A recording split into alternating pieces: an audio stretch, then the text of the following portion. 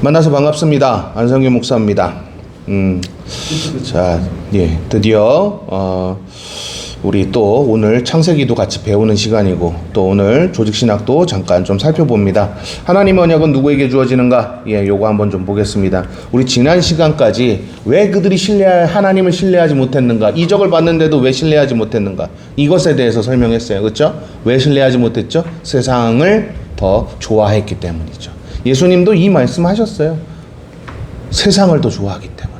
그렇죠? 여러분, 예수님의 메시지 중에 되게 강력한 메시지인 거가 하나 있는데 그거 잠깐 설명하고 조직신학 시작할까요? 제가 성경 해석학자로서 좀 요 이야기는 좀 하고 넘어가고 싶어서요. 어떤 사람이 제자로서 이런 얘기를 하잖아요. 주여, 제 아버지 장사를 지내고 오겠습니다. 그리고 주님을 따르겠습니다. 그랬더니 주님이 뭐라 그러시죠? 죽은 자는 죽은 자들로 장사 지내게 하고 너는 뭐라고요? 나를 쫓으라. 이게 왜 그랬냐면 그때 당시에 장래 문화를 비판하는 내용도 있는 거 맞아요. 고고학적으로 봤을 때 맞아요. 그거 맞는데 성경 해석학적으로 우리 문맥 좀 한번 보자는 거예요. 이 문맥을. 네가 지금 해야 할 일은 뭐라는 거예요? 나를 따르는 일이라는 얘기예요. 그것 외에 다른 것이 중요하지 않다는 얘기를 하고 싶은 거예요. 자, 근데 고고학적으로 봤을 때 그때 당시 장래 문화를 비판하면서 그 장래 문화는 잘못됐고 하나님의 문화에 있어야 한다라는 걸 알려주는 거 물론 맞아요.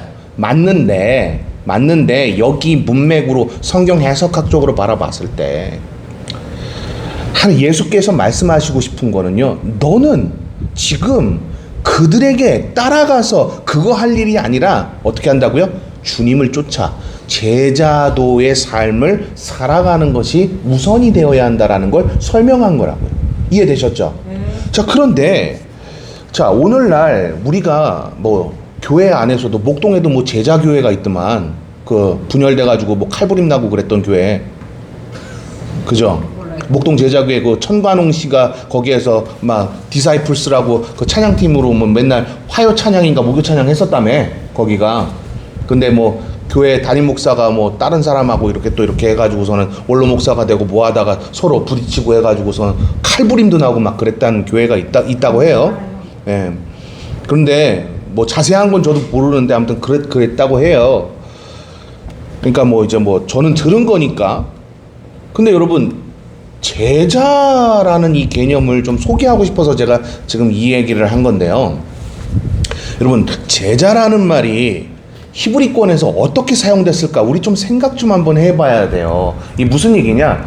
고대 근동사회에서 제자라는 이 개념 있잖아요. 제자. 이 제자라는 개념은요, 도제한다라는 의미를 가지고 있다고 제 책에 써놨던 거 아시죠? 근데 도제는 누가 가능한 거예요, 혹시? 이게 히브리어로, 고대 히브리어로 비나이라는 단어거든요. 비나이. 이 비나이라는 이 단어가 고대 히브리어, 써도 돼? 예. 지금 유튜브 하는데,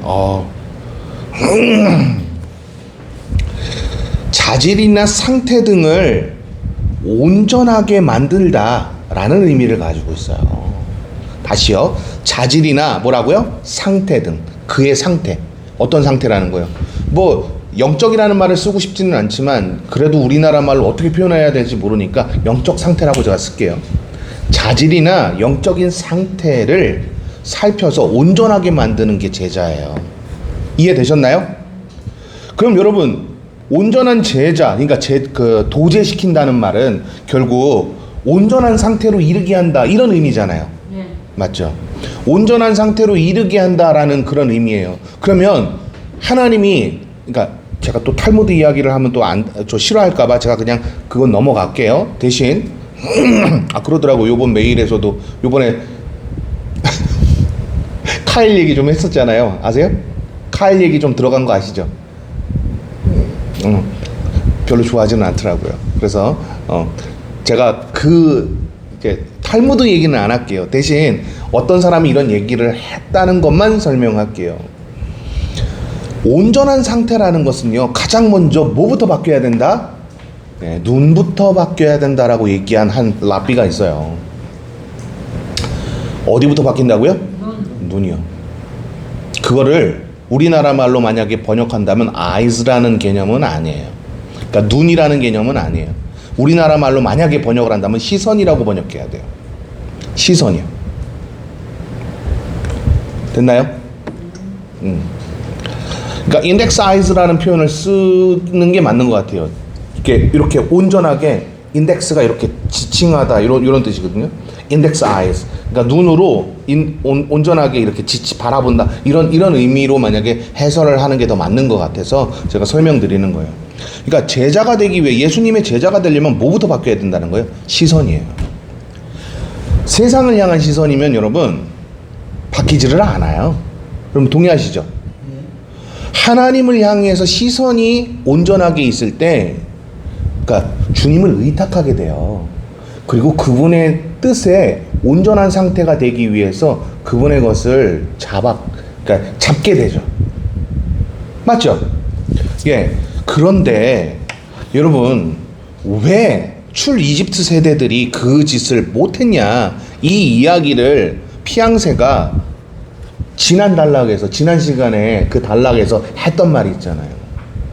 그들이 이적을 봐도 단순히 변화가 되지 않더라. 왜 안 되죠? 시선이 그거예요. 이집트에 두고 왔기 때문이에요. 맞아요. 제가 지금 그 얘기의 연속성으로 지금 설명하고 싶어서 제가 이 말씀을 드린 거예요.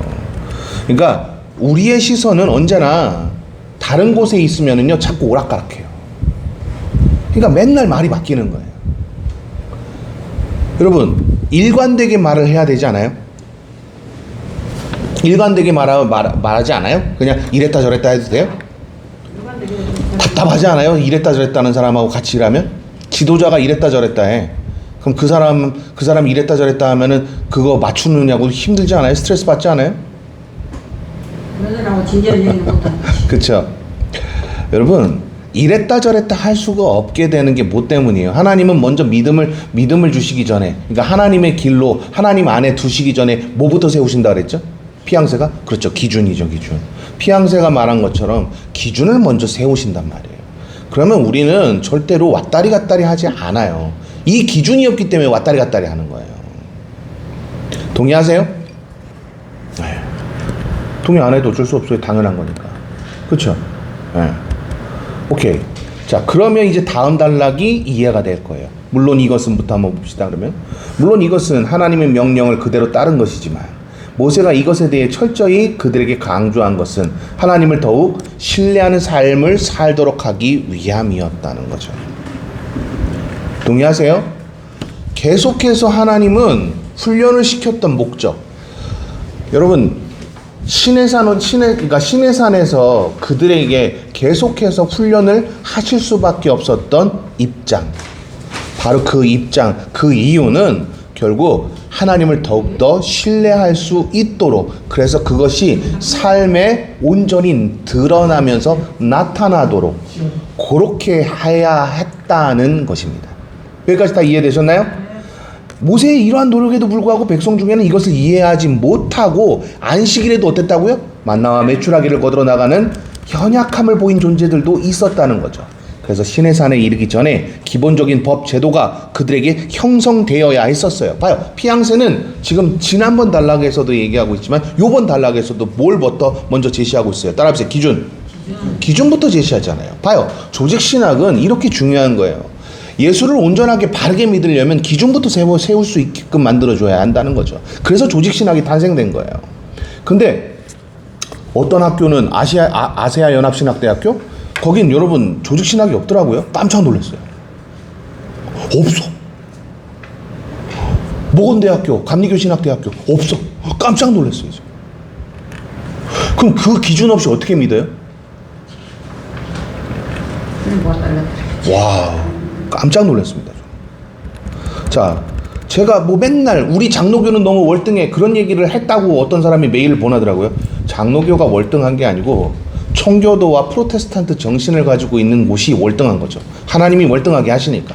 여러분 동의하시죠? 네. 자, 그 다음 왜냐하면 이러한 문제가 모세를 매일같이 저녁에 이르기 전까지 백성들의 모든 법적인 시비를 혼자서 다 할 수 없도록 괴롭혔었기 때문에 법적인 제도가 필요했다는 거죠. 즉 기준이 필요했다는 거죠. 왜요? 계속해서 모세가 그들의 모든 일들을 다 봐줄 수가 없어요. 하나님의 사람들은 뭐가 형성이 돼야 돼요? 기준이요. 기준이 없이는 절대 안 된다는 거죠. 그래서 안식일이라는 아주 중요한 개념부터 그들에게 교육을 했다는 거죠. 이 안식일의 개념은 여러분 조직신학적으로 일단 설명 먼저 안 하고 제가 성경 해석학적으로 먼저 설명하죠. 고대 근동사회에서 여러분 가장 태양신을 섬기는 날이 언제였어요? 첫날이었죠. 첫날이 일요일이에요. 그러면 이곳에서 완벽하게 사상을 멀어진다라는 커다란 의미를 배경을 가지고 있는 날은 무슨 날이에요? 마지막 날이에요.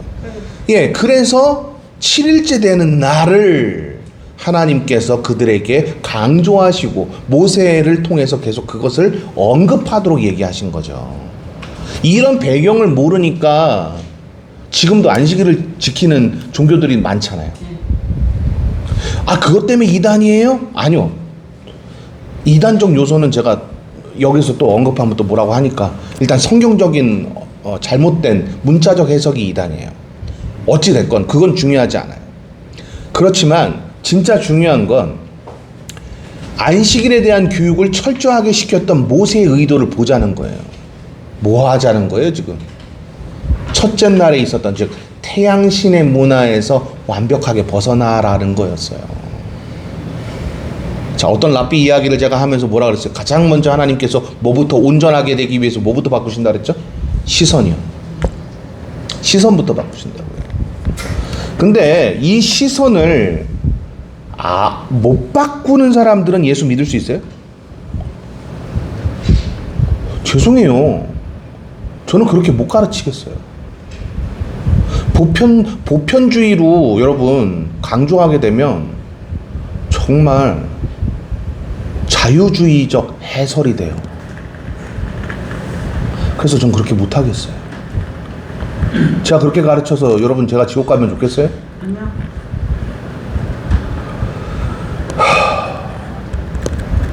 자, 또 봅시다.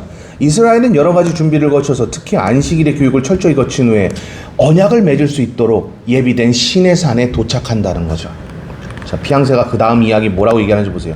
모세는 이 사건의 중요성을 표시하기 위해 이스라엘이 이 산에 도착한 사실을 어떻게 했다고요? 2번이나 언급한다는 거죠.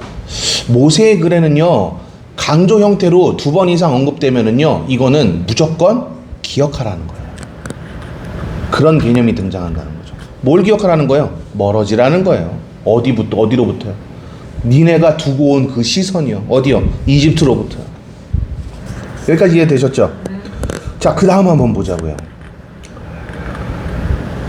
먼저 이집트에서 시내산까지 시간과 여정을, 두 번째는 이스라엘의 출발점인 르비딤에서 시내산까지 여정을 표현하고 있어요. 또한 모세가 하나님의 명령 없이도 주저하지 않고 시내산에 올라간 것은 이미 이 산에서 중요한 어떠한 일이 일어날 것이라는 것을 그들에게 노출시켜야 했기 때문이라는 거죠.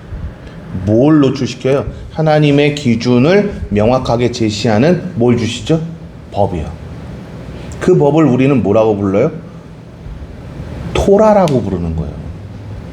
근데 많은 사람들이 이거를 우리나라 번역으로 얘기하면 율법이라고 해야 되겠다. 근데 율법이라고 하는 게 난 참 그렇더라고요. 왜냐하면 고고학자로서, 성경 해석학자로서 율법이라는 말, 율법이 여러분 사전적 의미는 뭐예요? 내가 알기로는 영어로도 the law라고 되어 있지 않아요? 한국어 사전이요? 네, 한국어 사전으로 율법이라는 개념이 무슨 개념이에요? 제가 그래서 율법이라고 표현하기가 참 좀 그렇더라고요. 제가 또 이렇게 얘기하면 또 잘난 척한다고 얘기할 수 있겠지만 일반적으로 하나님께서 백성에게 주신 삶의 규칙이자 지켜야 할 계명. 거봐, 거기까지잖아, 그죠? 그렇게만 설명하죠. 사전적 의미로는, 그죠? 그럼 난 율법이라고 얘기하고 싶지가 않은 거예요. 넓은 의미로는 성경 전체. 예, 거봐, 넓은 의미로는 그런 식으로 이렇게 이야기를 하잖아요, 그죠? 근데 향하다, 제가 말씀드렸잖아요. 토라라는 이 개념에는요, 아까 제가 어떤 랍비 이야기 했잖아요. 제가 누구라고 또 얘기하면 또 독자들이 또 싫어할까봐 어떤 랍비가 뭐부터 바뀐다 그랬어요? 시선부터 향하게 한다 그랬잖아요. 여러분 토라라는 이 개념이 히브리어 야라라는 개념에서 오거든요. 근데 히브리어 야라라는 이 개념이요. 너무 어렵게 한다 내가. 그죠? 대학원에서 하지 않은 것 같아 지금. 내가 지금 왜 그러지? 쉽게 해야 되는데. 그래도 할게요. 이건 어쩔 수 없어요. 제가 뭐라고 어떻게 쉽게 설명을 못 할 것 같아요. 왜냐면 우리나라 문법으로 뭔가를 이해시키는 것보다는 그들의 문법을 이해를 시키는 게 더 맞는 것 같아서 그래요. 근데 이게 여러분 야라라는 이 개념이 원래 고대 근동사회에서 어떻게 사용되었냐면 온전하게 바라보다라는 그 어원에서 왔다고 해요. 야라가. 이해되셨나요? 온전하게 바라보다. 그러면 결국 하나님께서 주신 이 율법이라는 것은요, 그러니까 토라라는 개념은 온전하게 바라볼 수 있도록 주신 거예요. 동의하십니까? 네. 온전하게 바라볼 수 있도록 주셨다라는 거죠. 그래서 제가 율법이라는 개념으로 설명하는 게 좀 모자르지 않나라는 생각을 드는 거예요. 여기까지 다 이해되시죠? 오케이. 그들은 그런데 이미 하나님을 경험했어요, 안 했어요? 그랬죠. 신의 산 이전부터 이미 경험하지 않았어요? 네. 10가지 재앙에서. 네, 10가지 재앙뿐만이 아니라 하나님이 모세를 통해서 모세가 그들을 보호할 수 있도록 계속해서 온 이스라엘에 선포할 수 있도록 계속 그렇게 했잖아요. 근데 왜 안 믿는 거죠? 제가 아마 지난 시간에도 그랬을 건데 그렇게 하나님이 계시다는 기적들을 여러 가지를 체험해도 믿음이 생기더라? 안 생기더라. 왜 그래요? 시선이 중요하지 그 기적이 중요하지 않다는 거죠. 믿음은 기적으로 일어나지 않아요.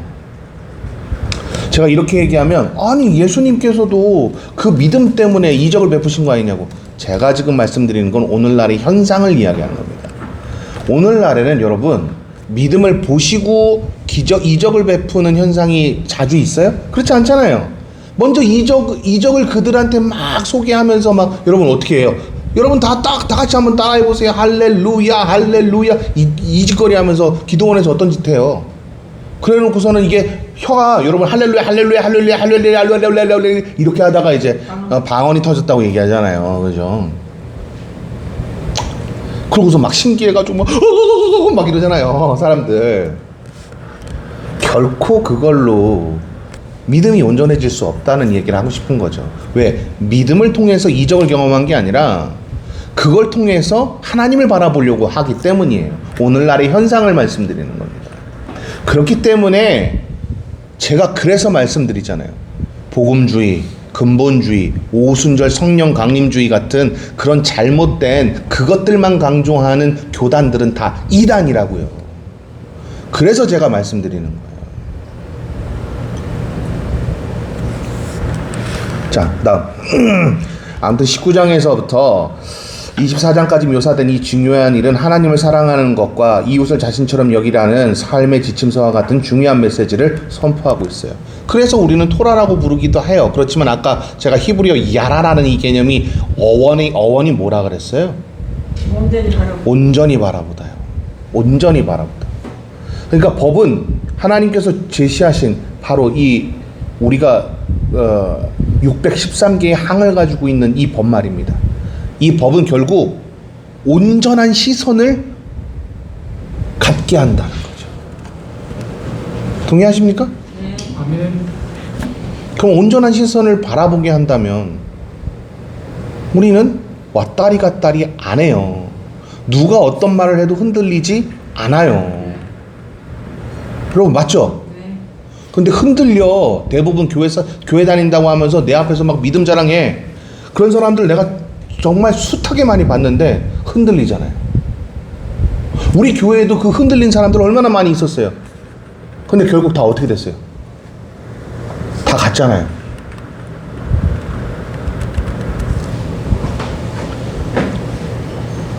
그래 놓고 제욕 신나게 하잖아요.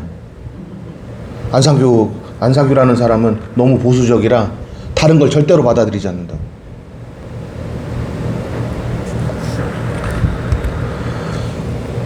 보수가 뭔지도 모르면서. 죽은 자입니다. 그러니까요. 이집트 떠나서 시선을 하나님께 안 돌리고 자기를 향해서 멀리는 다 죽었다. 그렇죠. 자, 또 보죠. 이 장들에서 말하고 있는 내용은 고대 중동인들이 서로 간에 공적인 관계를 맺을 때 사용했던 내용과 일치합니다. 자, 이건 제가 코멘트 단 거라는 건 다 아실 거예요. 지금 고고학이 나오면 누구 거다? 거의 대부분 제 거예요. 그죠? 예, 그래서 고고학자들은 두 가지 해설을 하는데 도시국가를 형성하기 시작한 그때부터 구정과 문서로 남겨온 신본주의 사고가 있었다는 것이고, 나머지 하나는 함무라비 법전을 토대로 주님의 말씀을 입혔다라는 주장이다. 자, 제가 이거에 대해서 제가 분명히 설명드렸을 거예요. 모세의 글을 읽고요, 또 함무라비 법전을 읽으면 너무 흡사한 게 많아요. 왜 그럴까요? 자, 우리는 기계적 영감설, 기계적 축자 영감설을 주장하는 청교도들이나 프로테스탄트는 그걸 주장하나요? 이건 근본주의자들이 주장하는 거죠? 그렇죠? 그래서 여러분, 근본주의자들은 뭐라 그래요? 하나님께서 저자의 뭐만 사용하셨다는 거예요? 기록만 사용하셨다고 얘기하잖아요. 자, 그런데 우리는 저자의 의도가 되게 중요하게 생각하잖아요. 그렇죠? 유기적 완전 축자 영감설을 우리는 주장하잖아요. 이게 바로 뭐예요? 하나님께서 사용하실 때, 그 사람에게 기록하게 하셨을 때 그 사람의 성품, 성량, 성격, 그리고 그가 배웠던 모든 교육, 문화, 이 모든 것들을 고려해서 쓰게 하셨다는 거죠. 그렇죠?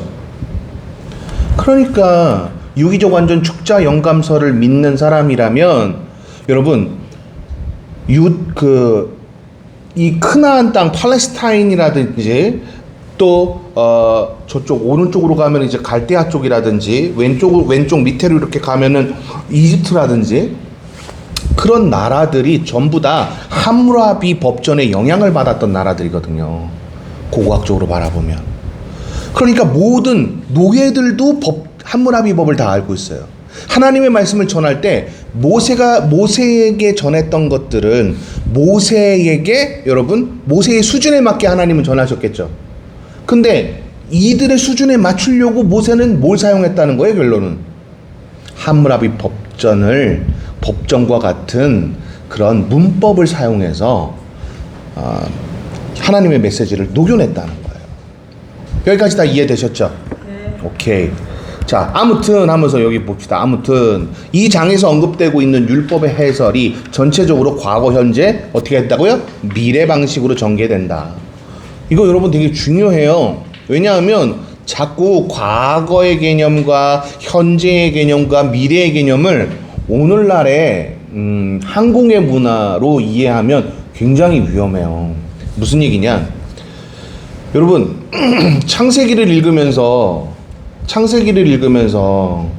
혹은 그 야곱이 이제 죽기 전에 그들에게 축복하고 했던 그 메시지를 가지고 이게 하나님께서 예언하신 것이다 라고 얘기하면 여러분 굉장히 위험해요. 왜냐하면 히브리어에서 미래 시제라는 개념이 고대 근동에서, 또 고고학적으로 또 얘기를 하면 좀 그렇지만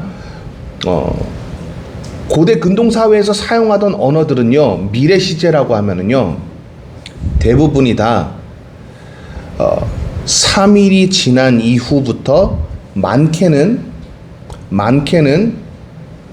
50년 안쪽으로 봐요. 이해되셨죠? 그래서 여러분,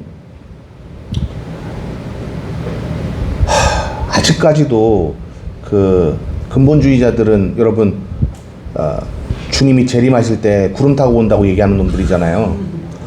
그 근본주의자들은 전천년설을 주장하잖아요. 아니에요? 맞아요. 그러니까 7년 대환란 있고 천년왕국 있고 막 그런 얘기 하잖아요. 이게 천년왕국에 대한 예언이 야곱의 메시지랑 아브라함의 메시지를 통해서 계속 그렇게 얘기하거든요. 그러면서 쭉쭉쭉쭉쭉쭉쭉 이제 다니엘서도 그렇고 여러분 계속해서 요한계시록, 그러니까 사도 요한의 메시지를 가지고 계속 그렇게 막 언급을 하고 있거든요. 위험해요. 고대 근동사회에서 미래라는 개념은 50년 안짝이에요. 그렇게 해설하면 정말 위험해요. 여러분, 청교도들이나 프로테스탄트는 그러니까 칼빈 말입니다. 칼빈이 얘기한 건 여러분 뭐예요? 사실은 칼빈은 무천년설, 전천년설 이런 개념을 세워서 설명하진 않았어요. 이 개념은 칼빈의 영향을 받아서 쭉쭉쭉쭉쭉 이어져 왔던 조직신학자였던 차 목사님 누구요? 헤르만 그렇죠. 바빙크에 의해서 무천년설이라고 설로 주장이 된 거예요. 이해되셨죠? 바빙크에 의해서. 근데 칼빈도 이 이야기를 명확하게 쓰지는 않았지만 이렇게 얘기하고 있어요. 문자적으로 해석하면 위험에 노출된다. 근데 여러분 다 어떻게 배우셨어요? 다 천년왕국 배웠죠? 7년 대한람 배웠죠? 전산년반, 후삼년반. 반의에서 다 그렇게 배웠죠? 다 그렇게 배웠어요. 근본주의 교회를 다녔으니까. 그렇지 않다는 거죠. 저도 청교도 교회에 있다가 교회에서 배우다가 한국에 왔었을 때 놀랬던 게 바로 그런 부분이었어요. 왜? 요한계시록 설교를 막 해. 근데 내가 배운 거랑 너무 다른 거야. 그 어린 나이에 제가 얼마나 놀랬겠어요. 이해되시죠? 오케이. 자, 그 다음. 여기까지 할까요? 그러므로는 제가 그러므로만까지만 할게요. 그러므로 이것이 공적인 관계 형성 문서의 초반부에 나오는 것은 자연스러워야 한다. 그러니까 율법에 대한 개념입니다. 그런데 여기서 이 두 언약의 당사자는 대등한 관계에 있는 것이 아니죠. 야훼 하나님은 엄청난 권위와 영광을 가지신 분이고 자신의 언약의 상대방을 어떻게 한다고요? 택할 권리를 가지신 분이죠. 근데 하나님은 누굴 택하신다 그랬죠? 혹시 피앙세가 했던 말 기억나세요? 아주 자기의 것을 드러내지 않는 자요. 아주 저는 연약합니다. 당신께서만 하셔야만 가능합니다. 이렇게 하는 사람이요. 그런 사람을 들어 쓰신다 그랬죠? 그런 사람을 하나님의 백성 만드신다 그랬죠? 제가 나중에 여러분 기도원 300용사 해설하면은 아마 구독자들 진짜 놀랄 거예요. 깜짝 놀랄 겁니다. 자, 다음. 야훼 하나님은 엄청난 여기까지 했고 오늘은 여기까지 그러면.